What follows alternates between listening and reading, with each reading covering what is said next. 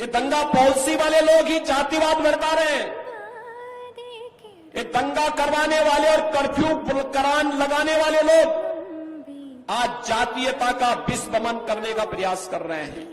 याद रखना, मैंने पहले भी कहा, हमारी सरकार ने दंगा मुक्त वातावरण दिया है, कर्फ्यू मुक्त उत्तर प्रदेश दिया है और दंगा और कर्फ्यू लगाने वालों की गर्मी को शांत करके आपको एक शांत वातावरण दिया है, बहुत शुद्ध वातावरण दिया है। उनको फिर से पनपने का अवसर मत दीजिए। ये जातिवाद की राजनीति,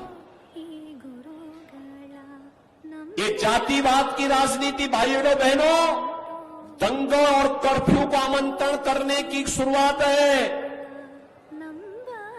बेटी और व्यापारी की सुरक्षा के लिए खतरे की घंटी है, विकास का बैरियर है,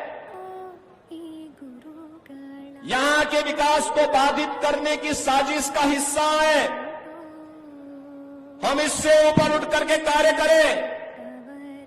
हमें सहारनपुर के अंदर, गंगोह के अंदर, नकुल के अंदर किसी भी प्रकार के दंगाइयों को, किसी भी प्रकार के भ्रष्टाचारियों को, किसी भी प्रकार के उन अराजक तत्वों को जिनके कारण यहां की बेटी, यहां की माताएं, यहां की बहनें, यहां का व्यापारी, यहां का अन्नदाता किसान, यहां का नौजवान, उसके जीवन के साथ खिलवाड़ होता हो, उसको हम यहां फिर से पनपने नहीं देंगे, चाहे वह कोई भी हो। हमारा एक ही मिशन है, जो मोदी जी का मिशन है वही हमारा मिशन है। जो मोदी जी का विजन है, उसी राष्ट्रवाद के विजन के साथ, मिशन के साथ हम भी जुड़ करके नए भारत के निर्माण में हम भी कार्य करेंगे। और बहनों और भाइयों, हमें इस बात को ध्यान में रखना होगा, महाराणा प्रताप ने यही कहा था, महाराणा प्रताप ने यही कहा था।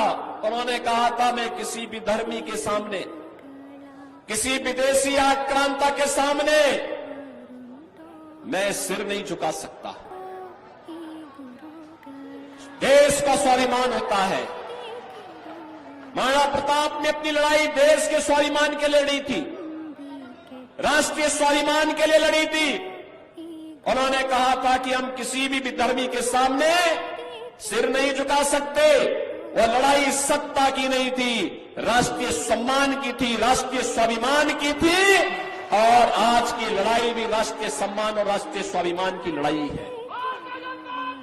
और इसलिए बहनों भाइयों, एक तरफ भारत के सम्मान और स्वाभिमान की लड़ाई लड़ने वाली भारतीय जनता पार्टी है और दूसरी तरफ भारतीयता को, भारत के सम्मान को ठेस पहुंचाने वाली कांग्रेस और उनके नेतृत्व की इंडी गठबंधन में जुड़े हुए सपा और अन्य दल हैं।